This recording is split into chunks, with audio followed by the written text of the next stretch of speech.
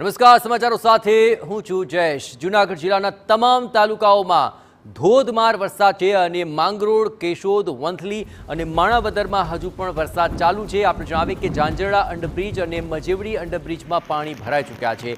ઘેડ પંથકના મોટા ભાગના ગામો સંપર્ક વિહોણા થઈ ચૂક્યા છે।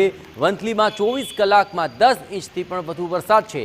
કેશોદ માંગરોળ રસ્તા પર પાણી ફરી વળતા લોકો મુશ્કેલીનો સામનો કરી રહ્યા છે।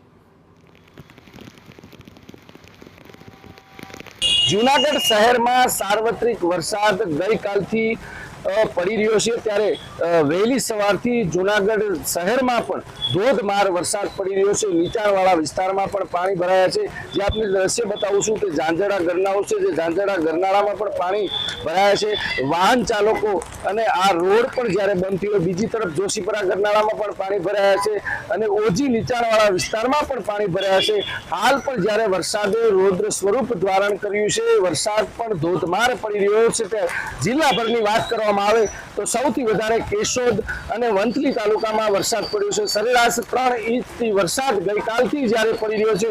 હાલ પણ વરસાદી માહોલ છે અને ઘેડ પંથકના ગામો છે તેમાં પણ લોકોના ઘરો અને ગામોમાં પણ પાણી ઘૂસ્યા છે। વિજયસિંહ પરમાર, TV9 જૂનાગઢ।